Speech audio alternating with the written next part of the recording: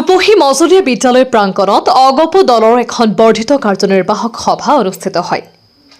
৫৮ নং চামগুৰি সমষ্টিৰ অগপ দলৰ বিধান পৰিষদৰ উদ্যোগত অনুষ্ঠিত হয় সভাখন। আগন্তুক ২০২৬ চনৰ বিধানসভা নিৰ্বাচনৰ প্ৰতি লক্ষ্য ৰাখি এই বিশেষ সভা অনুষ্ঠিত কৰে। বিগত উপ নিৰ্বাচনৰ সময়ত অগপ দলৰ সভাপতি অতুল বৰা আৰু কাৰ্যকৰী সভাপতি কেশৱ মহন্তই ৰাজহুৱাভাৱে প্ৰতিশ্ৰুতি দিছিল ২০২৬ত চামগুৰি সমষ্টিত অগপ দলৰ পৰা প্ৰাৰ্থিত্ব দিব। আগন্তুক ২০২৬ৰ অসম বিধানসভা নিৰ্বাচনত চামগুৰি সমষ্টিত অগপ দলৰ প্ৰাৰ্থী দিবলৈ আহ্বান জনায় আবু বক্কৰ ছিদ্দিকে। অগপ আৰু বিজেপি মিত্ৰজোঁটৰ লগতে মুখ্যমন্ত্ৰীকো আহ্বান জনায়। সভাত উপস্থিত থাকে অগপ দলৰ চামগুৰি বিধান পৰিষদৰ সভাপতি আবু বক্কৰ ছিদ্দিক, সম্পাদক নাৰায়ণ বৰাৰ লগতে সভানেত্ৰী আঞ্জুমা বেগম। আপোনালোকক জনাব পাই সুখী হৈছোঁ যে আজি 58 নং চামগুৰি সমষ্টিৰ চামগুৰি বিধান পৰিষদ অসম গণ পৰিষদ দলৰ এখন বিশেষ কাৰ্যনিৰ্বাহক সভা অনুষ্ঠিত হৈছে আৰু এই সভাত আগন্তুক যিহেতু ২০২৬ চনত অসম বিধানসভা নিৰ্বাচন, সেই উপলক্ষে আজি আমাৰ এই বৰ্ধিত কাৰ্যনিৰ্বাহক সভাখন অনুষ্ঠিত হৈছে।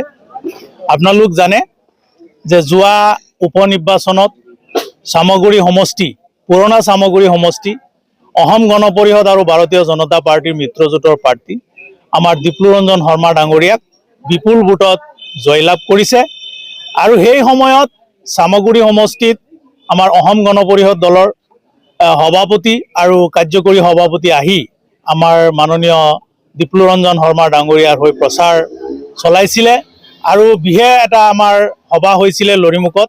সেই সভাত আমাৰ কাৰ্যকৰী সভাপতি আৰু আমাৰ কেন্দ্ৰীয় সমিতিৰ সভাপতি ডাঙৰীয়াই ৰাজহুৱাভাৱে এটা মন্তব্য দিছিলে যে আমাৰ ২০২৪ উপনিৰ্বাচনত চামগুৰিৰ পৰা আপোনালোকে মিত্ৰজোঁটৰ প্ৰাৰ্থী ডিপ্লুৰঞ্জন শৰ্মা ডাঙৰীয়াক জিকাই পঠিয়াওক আৰু ২০২৬ চনত অসম গণ পৰিষদ দলৰ চামগুৰিত প্ৰাৰ্থিত্ব প্ৰক্ষেপ কৰিব, চিটটো চামগুৰিক এৰি দিব। সেই হিচাপে আজি আমি চামগুৰি বৰ্ধিত সমষ্টিত বৰ্ধিত কাৰ্যনিৰ্বাহক সভা অনুষ্ঠিত কৰিছোঁ।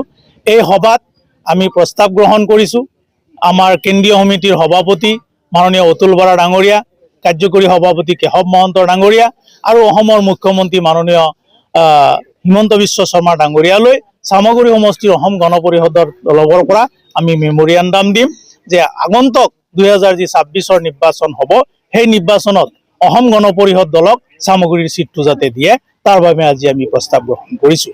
কাৰণ আপোনালোক জানে যে চামগুৰি সমষ্টিৰ পৰা এসময়ত প্ৰয়াত অতুল শৰ্মা ডাঙৰীয়াও জয়ী হৈছিলে আৰু যিহেতু এতিয়া ৰূপহী সমষ্টিৰ পৰা আহি আমাৰ প্ৰায় সংখ্যক আমাৰ পঞ্চায়ত আহি ইয়াত আমাৰ সংলগ্ন হৈছে চামগুৰিত আৰু ৰূপহী সমষ্টিৰ পৰা এসময়ত আমাৰ প্ৰাক্তন বিধায়ক মাননীয় আব্দুল আজিজ ডাঙৰীয়া অসম গণ পৰিষদৰ পৰা জয়ী হৈছিলে আৰু আমাৰ নগাঁৱৰ পৰা যিখিনি আহি আমাৰ সদৰ সমষ্টিৰ পৰা আমাৰ চামগুৰিত সোমাইছে, সেইখিনিত আমাৰ ইতিমধ্যে আমাৰ নগাঁৱত ৰূপক শৰ্মা ডাঙৰীয়া ভাৰতীয় জনতা পাৰ্টীৰ পৰা আমাৰ বিধায়ক হৈ আছে আৰু আগতেও আমাৰ গ্ৰীণ বৰা ছাৰ বিধায়ক হৈছিলে। সেই হিচাপে আমাৰ চামগুৰি সমষ্টিৰ ২৫টা পঞ্চায়ততে অসম গণ পৰিষদৰ বেটি শক্তিশালী আছে।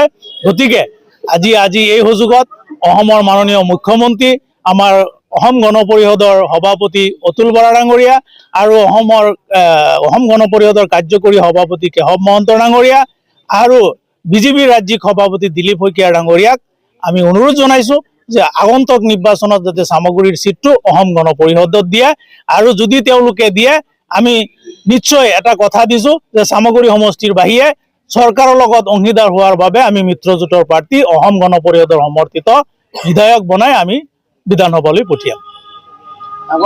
চাওক, আপোনালোকে জানে যে আমাৰ যিহেতু আজি চামগুৰি সমষ্টিখন প্ৰায় 96% সংখ্যালঘু অধ্যুষিত অঞ্চল, সেই হিচাপে অসম গণ পৰিষদ দলৰ পৰা যদি প্ৰাৰ্থিত্ব প্ৰক্ষেপ কৰে আমি জিকাটো নিশ্চিত।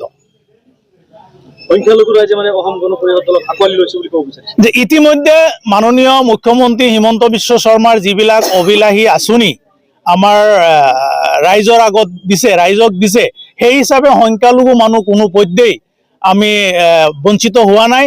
যি বিভিন্ন প্ৰকাৰে আমাৰ সংখ্যালঘু মানুহে সহায় সহযোগিতা পাই আছে। সেই হিচাপে যদি অসম গণ পৰিষদ দলক চিটটো এৰি দিয়ে তেতিয়াহ'লে ২০২৬ত আমি নিশ্চিতভাৱে আমি চামগুৰিৰ পৰা এজন অসম গণ পৰিষদৰ বিধায়ক পঠিয়াব পাৰিম।